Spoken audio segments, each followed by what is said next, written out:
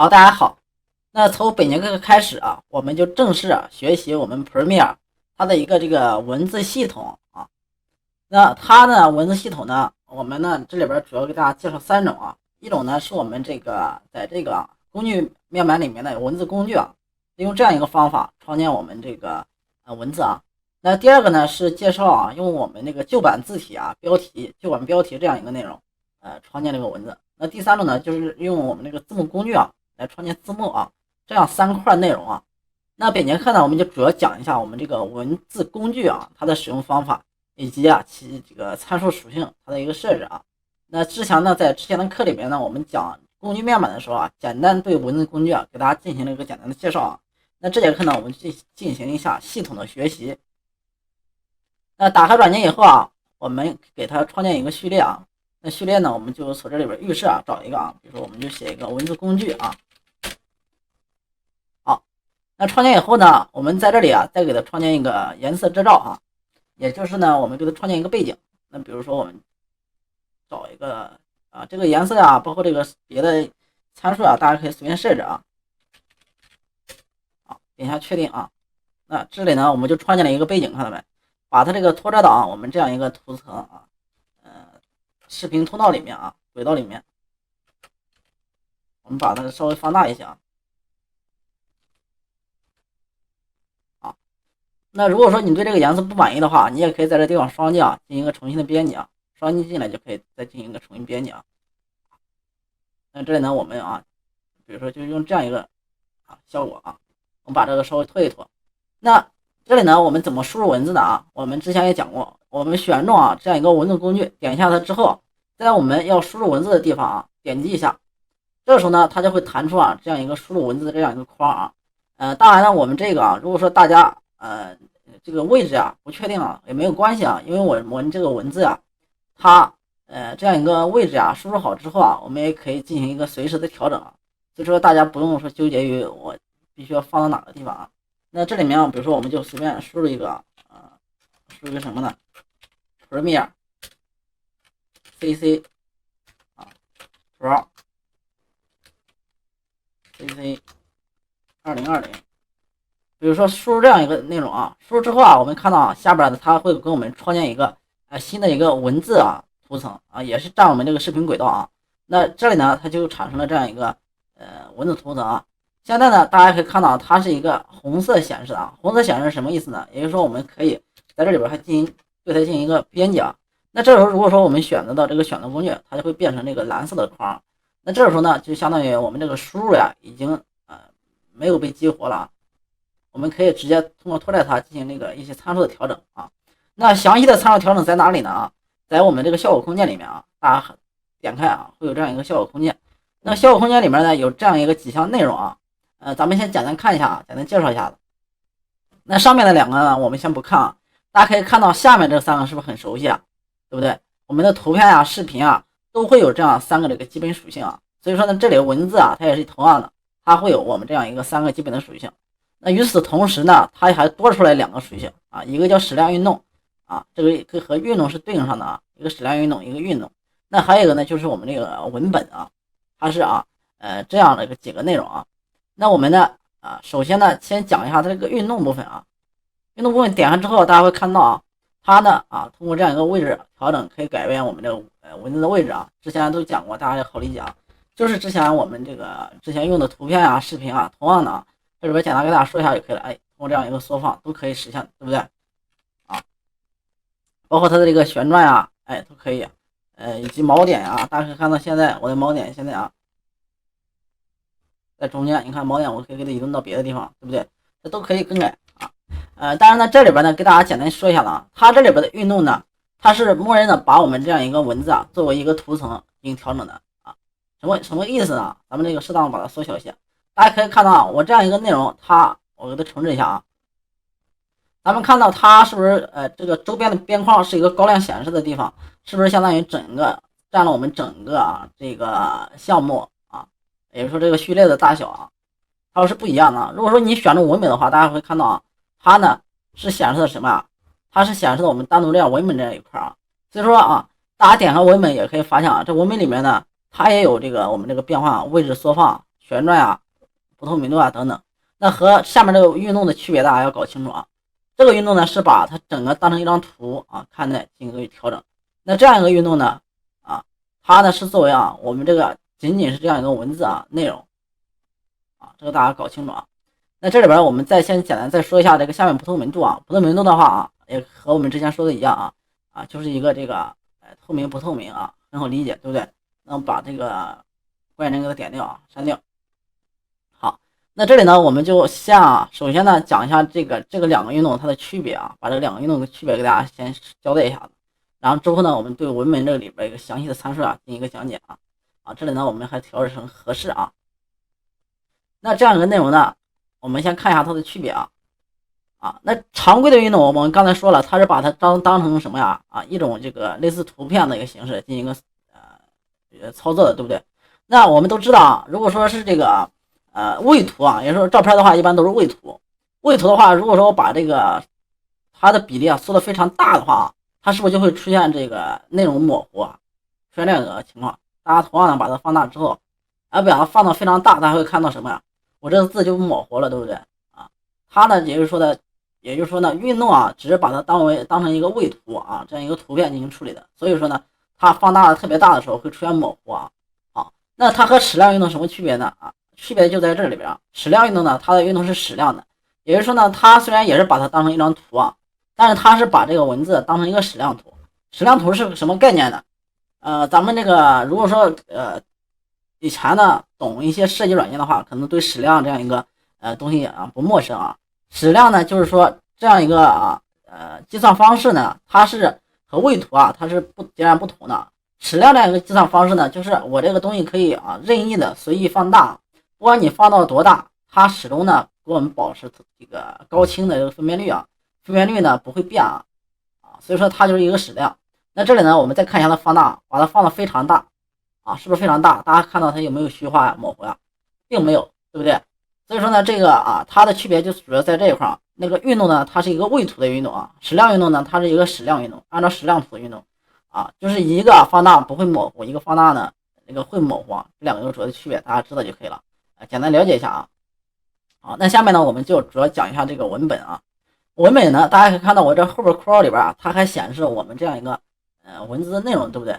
那这里呢为啥要这样显示呢我们首先再选中这样一个字母条选中之后我们再点一下子在这个我们之前讲过这个文字工具按照左键不放的话它有个隐藏工具，看到没？有个竖排文字。那比如说我现在选中竖排文字我再给它输入一些这个对应的一个内容比如说呢我给它输入一个什么呢输入一个就是以阿拉伯数字吧1234567这个789这样一个内容，大家会看到它呢这样一个内容我又创建了一个内容，但是呢它还没有并没有产生一个新的字母条还是在我这样一个字母条里边，而且与此同时呢它又产生一个新的文本，看到没？1234567那如果说我不选择这个图层，我如果说直接再点的话，在此时点的话654321，大家会发现什么呀？它又给我们创建一层，看到没又会多出来一层这个大家要知道如果说你想在一个图层上创建两个内容的话，一定要先选中它。那这里呢我先删掉简单给大家提个醒。那这样这样一个内容它这样显示有什么好处呢你比如说我要单独控制这样一个文本比如说我单独控制它的一个移动让它稍微往左或者往右，比如说往右调整到这儿，调到右边，我这个文本数并没有受到影响我下面这个文本呢也同样的可以进行一个调整我可以让它往上一些或者往哪走，是不是都可以？比如说我这样调整看到没？互相的不干扰不受影响那如果说我用运动和矢量运动如果调整的话，它是发生一个什么情况它是整体的看到没？整体一个运动大家可以看一下它是整体运动。所以说呢它这个是有区别的也就是说这里呢它为啥给我们设置了这么多的这种，我们都觉得重置一下给我们设置了这么多的这种单独的这个文本呢，它是有原因的就是因为有时候我们文本需要进行一个单独的编辑我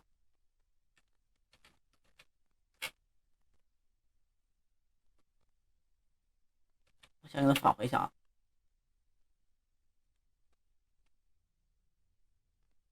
这里呢我们还先简单的先给它移动过来调整到它的原文本。这里边大家一定要注意啊，如果你对它进行移动的话，一定要选择它的原文本啊。好，我们还给它放回来啊。所以说呢它把这样一个运动同样的运动，它给我们设置了那么多有矢量的，又有运动的，对不对？还有这样单独的文本都有这样一个运动属性大家作为了解一下就可以了。那这里边需要给大家强调的话，强调的一个问题是啥呢？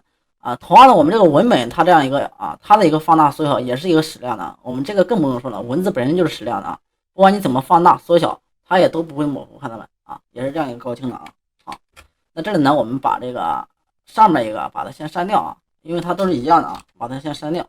删掉之后我们就讲这样一个内容它的一些属性参数设置是怎么设置的。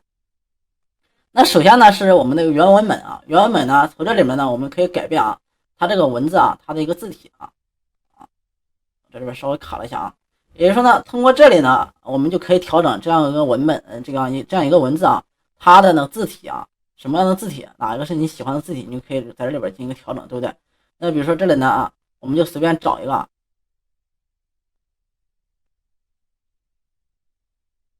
比如说我们就找一个这样的一个字体，我感觉这个字体还挺好看，那你就可以这样，对不对？就可以调整出来这个，通过这样一个调整字体。当然呢这里边有很多那这里边呢简单跟大家说一下这里边都代表什么。那前面呢是它的字体的名称我们之前说过它对这个中文版兼容不太好所以说有些中文的字体它也是用英文显示的这个大家之前交代过好几次了，大家知道就可以了。在它的右侧呢是给我们提供参考的这个字体的样式那你比如说这里边这样一个字体，大家点一下之后，它就会把我们这样一个字体用它的样式进行显示，看到没？就是这样一种样式这个大家知道比如说这里呢是它的字体名称，这个是它的样式。大家可以看到它在左侧还有一个小的这种星星那是代表什么意思呢？为啥有这样一个星星呢？那比如说这样一个字体你非常喜欢，可能说你以后要使用过程当中会有频繁的这个调用那这样的话呢，我们就可以在它这个前面这个星星这点一下大家可以看到点一下之后它就会被点亮了那点亮它有什么好处呢？那比如说我这个同样的是这样一个字体，有时候我要用呢，我要重新一个一个找，从这里边再找这样一个字体，是不是很麻烦？所以说呢，这里 Premiere 给我们提供了一种方式比如说呢，让我们把这样一个字体进行一个收藏，收藏以后我们可以通过这样一个过滤点一下这个星星，就可以看到为我们收藏的这个单独的常用的几个字体。这样的话，我们要想用哪一个，直接从这里边调用就可以了那我们比如说这样一个，比如说这样一个这个里边的东西我们把它再点一下就可以切出来了这里边有个这样的东西我们找一下自己喜欢的，用的这个比较多的，我们可以多保存几个。比如说，这样一个我感觉还不错，这样的话我感觉这个比较好的话，我也可以对它进行保存，是不是？再点上。那比如说这样一个也挺好，也保存。这样的话我们就保存多个了比如说以后我们要用，我们就可以从这里边快速的找到我就快速的就可以切换成这样的字体，对不对？那这里呢就是它有一个收藏的功能那当然呢，这里边过滤里边还有一个什么还有一个叫什么从Adobe 显示字体。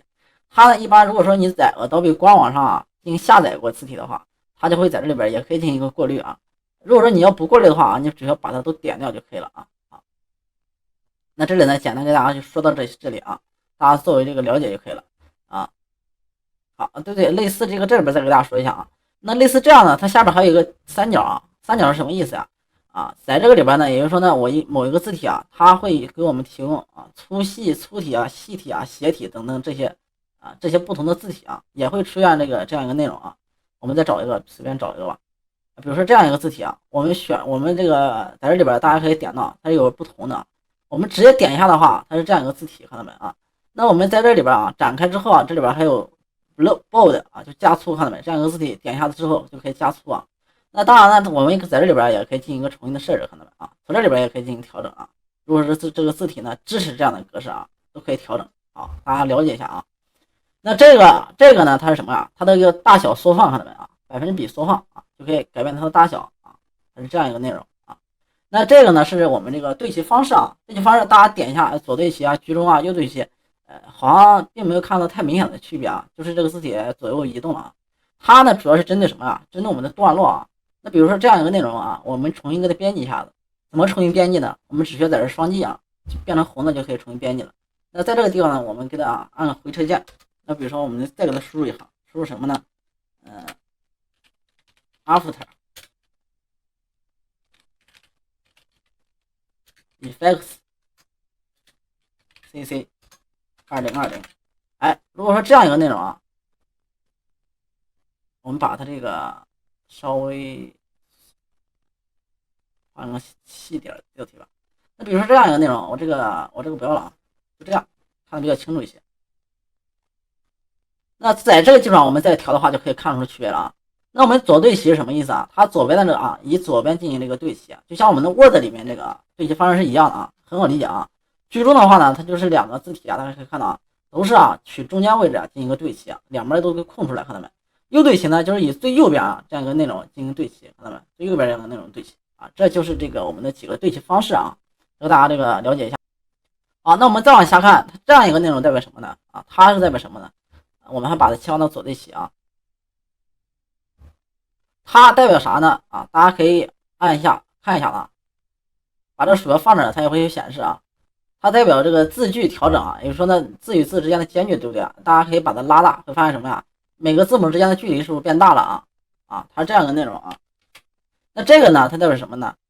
字偶间距啊，字偶间距是个什么意思呢？它呢是指的啊，比如说我要单独调整某两个，比如说这样啊，我调整它两个之间的距离，那它就需要在这个时候啊，我们先点中它之后，它才会激活。如果说我们直接选中这样一个比如框的话，它是没有被激活的，看到没？我们双击啊，把它这个选中这个位置，比如说就可以激活。那调整它呢，就可以让单独这两个地方，哎，距离稍微远一点，看到没？它就是这样一个工具啊。好，那这里呢，我们还是同样的 Ctrl+Z 返回一下啊。那再往下看呢，它是啊，这个是什么啊？段落之间的一个距离了啊，行距，看到没有？行与行之间的距离啊，也很好理解啊。那这个呢啊，这个代表什么啊？比例间距啊，这个是什么呢？它是等比例按比例进行我们间距调整，一般用的很少，稍微了解一下就可以啊。那再往下看呢，它这个什么啊？代表一个粗体，看到没？点一下之后啊，它就会变粗啊。当然我们这个字体啊，可能说看的不太明显，我们给它找一个这个别的字体啊，稍微能看得明显一些的。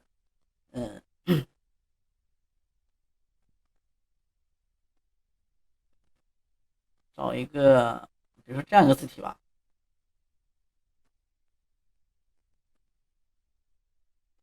好，那这样一个字体呢，如果说我们不加粗呢，它是这样一个效果啊。我们点一下加粗之后，哎，它就会这样变粗了啊，也就是说加粗。那右边呢，它是一个仿斜体，也就是说呢，它会让我们的字体变斜，看到没？哎，是不是稍微斜一些？再点回来就是正的，对不对？好，那这个下面呢，它是一个什么啊？全部大写啊，什么意思呢？也就是说呢，强制大写啊。如果说你这些字啊，小写字母不是大写的啊，它也会把你这个全部的内容给强制成所有的大写都变成大写啊。点一下，大家会发现啊，我这些所有的字体是不是都变成大写的了啊？那我们还取消啊，不点的话，它就是我们正常的啊这样一个内容，对不对？那下面的这个呢，它也是一个大写啊，但是它是什么呀？小型大写字母，什么意思呢？咱们点一下看一下就知道了啊。大家看到什么区别呢？就是说我原先是大写的呢，它没有改变啊，原先是小写的变成大写了，但是呢，它跟它有区别啊，它把我们大写变成小写的大写，对不对？哎，也就是说个子比较小，没有它这个刚才这个大啊，这个大家了解一下啊。然后呢，我们再往下看啊，这里边还有啊，我们把这个往这拖一些稍微啊。那刚才这里边也有啊，我们一会儿再讲。再往下看这个，那这样一个什么啊，上标啊或者下标，什么意思啊？你比如说啊，我这个选中这两个内容，我选中这样一个内容啊，选中它之后，我点一下这个上标，哎，它就会变成这样一个内容，看到没？那什么意思呢？那比如说我们要打一个二的平方啊，二的二次方啊，或者二的三次方啊，哎，我们就可以通过这样一种方式进行一个调整，对不对？好，我们 Ctrl+Z 撤销啊。那同样的啊，我们如果说是下标呢？我们点一下它，让它就会跑到下边。比如说我输入个二氧化碳这样一个化学物品，是不是啊？它就会出现这样一个效果啊，也很好理解啊。那这个是啥呀？下划线啊，很好，这个就更好理解了，是不是？Word 里边都有啊。点一下之后加一个下划线啊，这样一个效果啊。那这里边有个特殊的什么呢？它叫这个什么制表符宽度啊？那这个是什么呢啊？这个呢主要是什么呢？比如说啊，我在这个地方输一个1，对不对？也是第一个内容，然后呢，我们按下什么呢 ？Tab 键啊 ，Tab 键是哪一个呢？就是我们Caps Lock 啊，就是大写那个键上面这个键，按下之后，哎，它会给我们直接拖出来一个这个距离。这个所谓的距离呢，就是我们这样一个制表符啊。那同样的，下边比如说啊，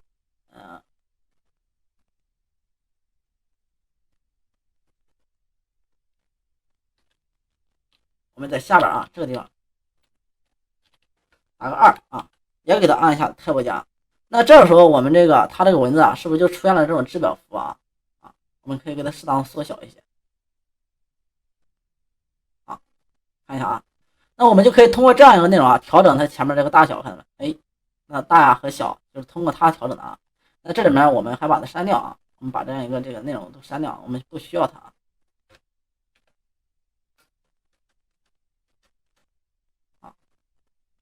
那删了以后呢，我们再接着往下看啊，还是把它稍微放大一些啊。那再往下看呢，就是它的外观属性啊。外观属性第一个叫什么呀？填充。填充说白了就是你怎么样给它选择颜色啊。点一下这个地方啊，就可以给它改变颜色啊，改变红的呀或者什么样的，哎，确定就可以了啊。当然呢，我们也可以用这个吸管啊，这个里边吸管呢，我点一下之后就可以从我们这个某一个画面里边进行一个读取颜色。那比如说我点一下它之后，哎，我可以从这里边读选它，看到没？放到哪它都会有啊，以什么样的颜色给我们显示。比如说放到黄色的地方就是黄色，比如说呢它是一个实色器啊，相当于啊。那这呢我们啊，比如说给它设成这个粉色啊，点一下之后就可以了啊。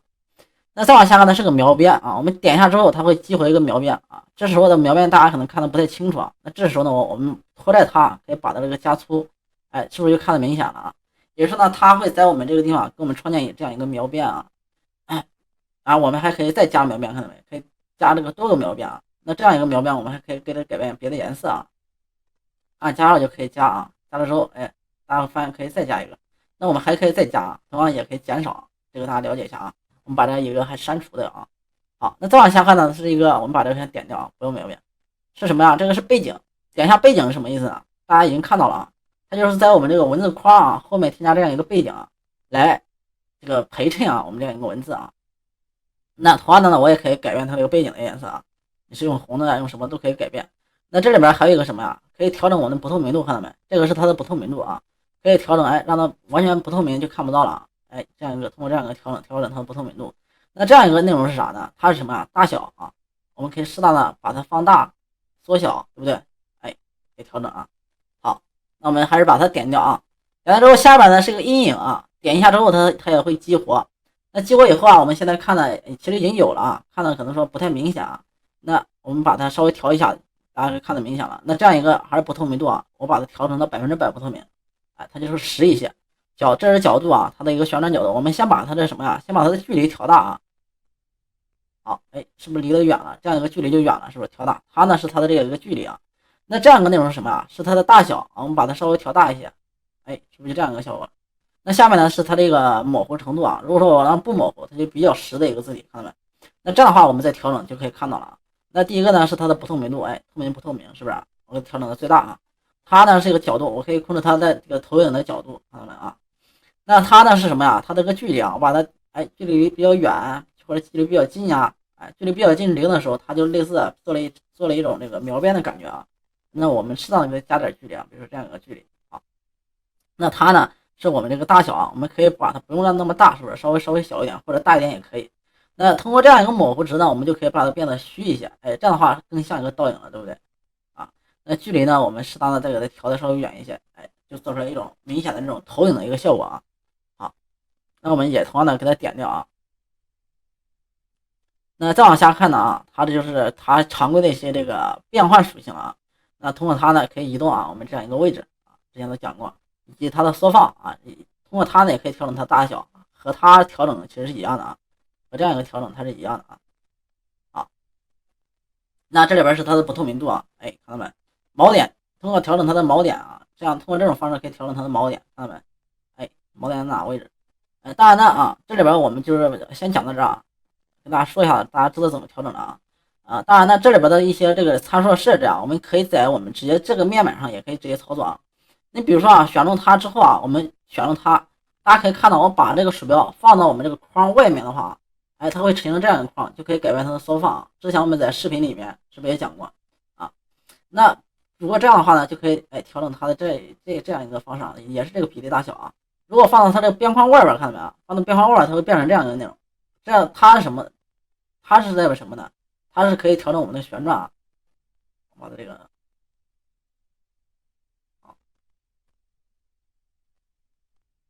大家可以看到啊，通过这样它可以调整它的旋转啊。那如果说我们把我们鼠标放到这样一个锚点的位置呢，它的鼠标会变成这样，我们就可以改变它的锚点，看到没？移动它的锚点啊。如果不放到任何地方呢，就是可以对它一个位置移动，看到没有？只需要放到它的区间啊，可以进行一个位置移动。那这样的话呢，我们就可以方便的对它进行一个操作啊。好，那本节课呢，我们就简单给大家讲到这里啊，把我们这个它的一些参数都给大家讲掉了啊，也都比较简单，一些学了这些里边的一些参数设置啊，就可以设计出来我们想要的这种字体样式啊，它的颜色也好，阴影也好啊，什么粗体啊、斜体啊都可以设置啊。那这里呢，也比较简单啊，大家稍微去尝试一下就可以了。好，那本节课呢我们就讲到这里啊，我们下节课再见。